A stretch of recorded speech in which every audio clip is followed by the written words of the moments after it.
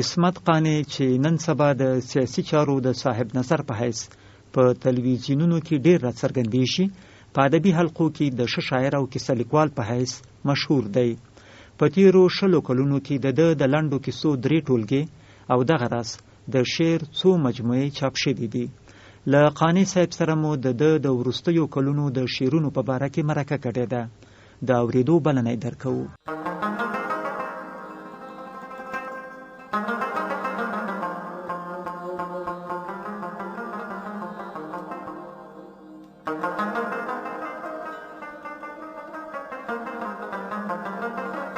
قانع صاحب په دې وروستیو کلونو کې تاسې په تلویزیونونو کې په رادیوګانو کې د سیاسي چارو د صاحب نظر په حیث ډیر څرګندې شي او ګمان کوم اوس هم ډیر خلک دومره د شاعر په صفت نه پیژني لکه د سیاسي صاحب نظر په صفت. څنګه د ځینو خلکو سره خو حتی دا سوال دی چې قانع صاحب اوس هم شعرونه وایي که نه وایي؟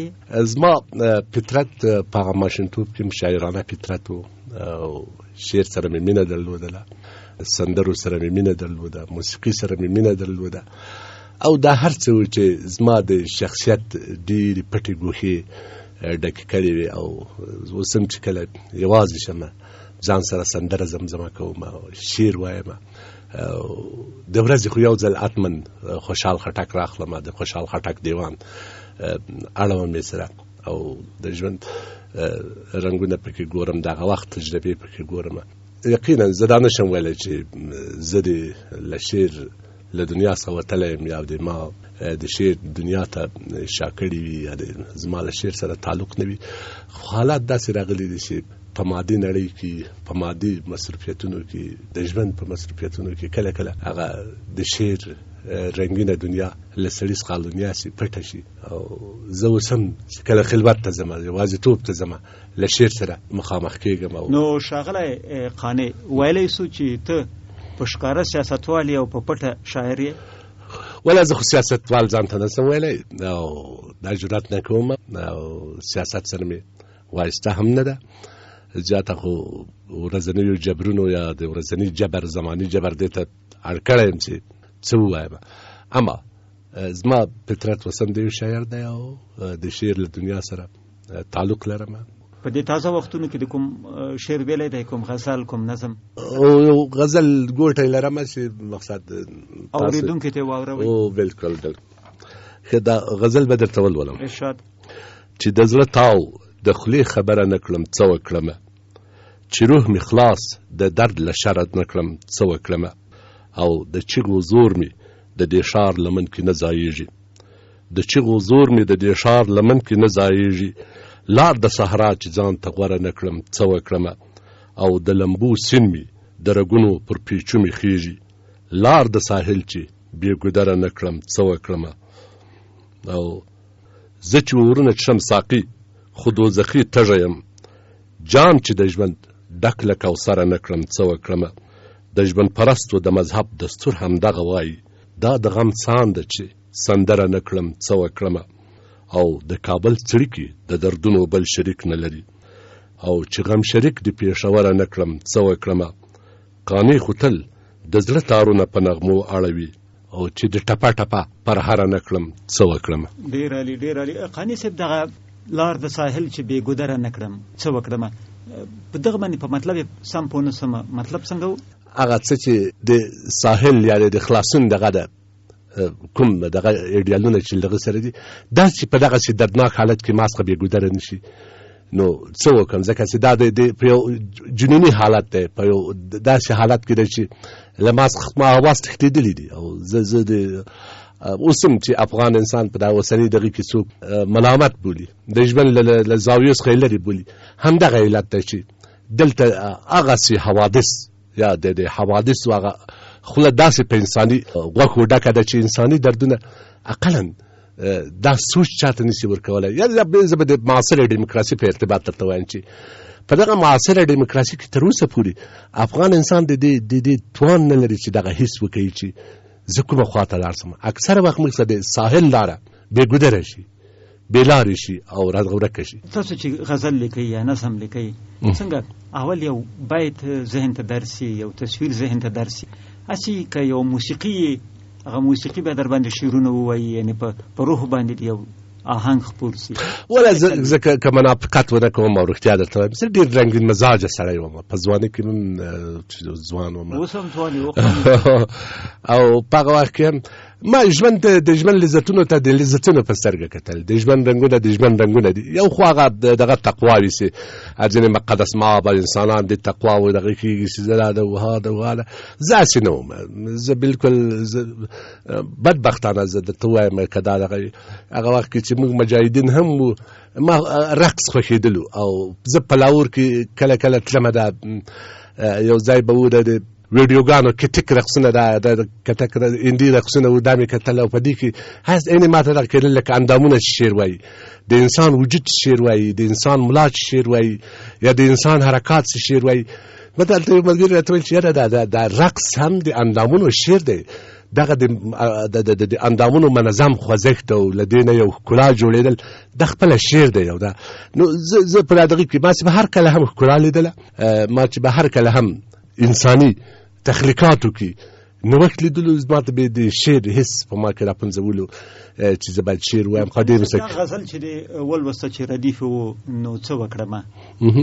نو په دې کې خو فغان ډېر و، یعنی انساني ښکلا دې نه ولیدلې، بلکې زړه دې ډک سوی و، زړه دې تشاو و، یو د پریشانۍ حالت و. دا د غم سانده چې سندره نه کړه همدغه دی. موږ د غمونو په ساندو کې سندرې وایو. کله کله هم چې په موږ باندې هغه د غمجنې کریږي دومره زورورې شي، د هغې څخه د سندرې آهنګ جوړوو او هغې ته ښکلا ورکوو. دا به هغه وخت وي چې موږ وکولی شو د ژوند زاویې د ژوند په هغه طبیعي رنګونو کې وګورو، د ژوند څېرې د ژوند په طبیعي رنګونو کې وګورو. تر اوسه پورې په موږ باندې د ژوند څېرې ټولې په مصنوعي رنګونو کې نغښتې دي. یعنې ورته دغه کېږي چې دا خو ولاکه اخلاق وي او چې دا رقم کوي، یعنې په ډېرو وړو انفرادي ازادیو باندې د بد اخلاقیو تور لګېدل په دې ټولنې خصلت دی. دلته به تاسو ګورئ که د اوس ورته وویل چې یو سم سوټ سره دغه خلک ښکنځا درته کوي چې پلار و نیکه دی، او که د لنګوټه وتړلی وای د دې د خیروبۍ دي په سر کې رکي. یعنې دلته د انفرادي ازادي یا د انفرادي استقلالیت باندې قدغن دا ټول هغه څه دي چې موږ څخه انساني ښکلاوې ورکې کړي دي. اني صاحب نه پوهېږم چې په خلکو به دې دا خبرې شی لګېږي او که شعرونه، نو د خبرو او د شعرونو ترمنځ کې یو تناسب وساتو. یو بل شعر که واوروئ په سترګو دلته یو وړوکی، خو زه خو ځان ته دغه هم نه وایم شعر خوښوم، شاعر نه یم. یو غزل دی ارشاد: لکه پتنګ چې د لمبو د پاسه کور واخلي، داسې مې مینه دوزخي اجل په زور واخلي. د تاک لرګه نشتېدلی اور مې زړه ته توی کړه، ګوندې هر رګ کې مې ویدې سندرې اور واخلي. ستا په وصال مې ژبې شونډو رپېدا شروع کړه، ته وا د جام نشه دماغ د شراب خور واخلي. او لا ننګو سره د زما د زخمو رنګ جوړ شوی، لکه ګلاب چې له لمبو سره انځور واخلي. چې د بنګړو شرنګ دی نغمه د پیغلتوب ووایي، زما زړګی هم ورته شوق د ټنګ ټکور واخلي. د مغل حسن دې ړانده عدل د حق حیران کړم، لکه خوشحال خټک چې سوچ د رتنبور واخلي. او هر څه به هیر کړي د ناموس سپکاوی نه هیروي، پښتون به کله د عزت غټ پر لاهور واخلي. او د محبت د رسوایي کیسه کې مه اوسېږه، د محبت د رسوایي کیسه کې مه اوسېږه، تور قانسته چې د رسوا بینې دي تور واخلي. ډېر خاني صاحب، دا کله چې ما ستا خبرې اورېدلې دي په حالاتو باندې، په هغې کې بیا تاسې د انتقام خبره نه کوئ، د تفاهم خبره کوئ، د نرمۍ خبرې کوئ، د زغم خبرې کوئ، د تحمل خبرې کوئ، د نورو د منلو او خپلولو خبرې کوئ. خو په شعر کې بیا بیرته دغه غچ او انتقام او دا خبرې هم در یادې سي. زه شاعر یم، زما انتقام شاعرانه ده. زه هیڅکله دا نه وایم چې زه به په لاهور کې ځانمرګ بریدونو ته لاره واروم. زه هیڅکله دا نه وایم چې انتقام دې په دې شکل واخیستل سي چې د لاهور د کټک رقصونو هغه بالخانې د تالا ترغسې ړنګې دي سي. نن زما په جیب کې کوم کیسه لاس راننیستلو، غوښتل چې زما موبایل لغه کړي، هغه مې ټینګ ګیر کړ، تر لاس مې ونیو. نو ما ورته ویل داسې ښه ځوانې ولې دا زما لاس راکړې؟ خو هغه داسې ډېر مایوسه سو بلته 1500 روپۍ په جیب کې مالته د مرد جیب ته لاس اچولی دا 1500 روپۍ در واخه او دا له ما سره قول وکړه چې داسې کار نه کوي. زه وایم چې بهترین انتقام عفو ده. بهترینه پښتو هغه ده چې په بدیو باندې پښې کېږدي او هغوی ته ووایي چې تاسو څه کول موږ څه کوو. هغه څه چې تاسو کول نامردي وه، هغه څه چې موږ کوو مردي ده او د مردي دغه تصور دی. زما له انتقام څخه هم همدغه هدف دی او له انتقام څخه تعبیر هم دغه دی چې د بدو پر ځای هغوی ته د ښو کلچر ورمخته کړو. نو قانع صاحب کله چې فرضاً په شعر کې غچ یادوي او انتقام یادوي، خلک خو یې په هغه اصلي او معروفه معنا پسې ګرځي. هغه معنا چې وروسته بیا تاسې تفسیروئ هغه به دوی په شعر کې له کومه کوي؟ یقینا زه وایم چې په دې کې هم زه ځان پړ بولم. هغه څه چې زما برداشت زما د ټولنې برداشت نه دی. ستا انتقاد ته په درنه سترګه ګورم. موږ باید موږ د خلکو له قانع صاحب تاسو ویل چې خوشحال لولمه معاصر ادبیات هم لولئ که نه لولئ؟ بلې او معاصر ادبیاتو کې کافکا لولمه، د هغې افسانې لولمه، کیسې لولمه. صادق هدایت یو ایرانی لیکوال دی، دا لولمه زیات مې خوښ دی او د دې تر څنګ چخوف لولمه. قانع صاحب تاسو قصې هم لیکئ، دا درې لیکواله دې یاد کړل. اوس کافکا ژوند ته بدبینه انسان دی او د سبک په لحاظ په تمثیلي سبک په سمبولیک سبک غږیږي، غیر مستقیمي خبرې کوي او بدبینی پکې ډیره ده چې خو یو منځنۍ طبقه انځوروي او په منځنۍ طبقې پورې یوه پټه خندا کوي د خپل وخت په ژوند پورې. او صادق هدایت هم یو څه کافکا ته ورته دی، بدبینه انسان دی. خو تاسو چې کوم طنز لرئ په هغې کې بیا بدبیني ډیره نشته، یوه مبارزه ده پکې، یو جدوجهد ده پکې، د ټولنې د اصلاح لپاره نقد کوئ او ما ته خو خوشبینه معلومیږئ په خپلو داستانونو کې. څنګه له دغو درو دي څنګه تاثر اخیستی دی؟ زما تر تاثر نه دی اخیستی. ما خپله باندې د کیسې په دغه کې ما خپله د کیسې تجربې د مشر پسرلي صاحب له دغه نه اخیستې دي. یعنې زما نثر، زما لیکنې دا ټول له هغه څخه متاثر دي، له هغه څخه اغېز لري. اما یقینا څنګه چې تا یو تاثر اخیستی دی د کافکا څخه چې هغه یو بدبینه د ژوند مایوسه انسان دی، همدغسې صادق هدایت نامایوس. اما په دغو لیکوالانو کې یو دغه شته، دوی د ژوند بدبینه اړخونه ډېر ښه عکاسي کړي دي. قانع صاحب ما چې معاصر ادبیات در یاد کړل چې لولئ او که نه، اصلا مې منظور شعرونه وو، اوسني شعرونه هم لولئ که نه لولئ؟ ولا ما یې سم ځینې شعرونه څخه دا سپین شعر باندې زه قطعا نه پوهېږم وروره. زه دا ځوان مردانه اعتراف درته کوم، دا سپین شعر چې چاپېږي زریان یم دا شی د نثر ورته ووایمه، شعر ورته ووایمه، دا خلک دې په ځان بد نه لګوي. زه نه پوهېږم چې دا چاته نه یم متوجه. کېدای شي د ځینو ښو لیکوالو په دغه کې ډېر فکر نغښتی وي، خو زه نه پوهېږم. دا زما بېسوادي وګڼئ، زما ناپوهي وګڼئ او هر څه چې ګڼئ. زه په سپین شعر نه پوهېږم. او ما د کوم شعرونه چې دا د کوم شعرونه چې دي، یعنې یقینا کاروان صاحب بلکل یو بریالی روان دی، ښه غزلې لیکي او ډېر دغه دی.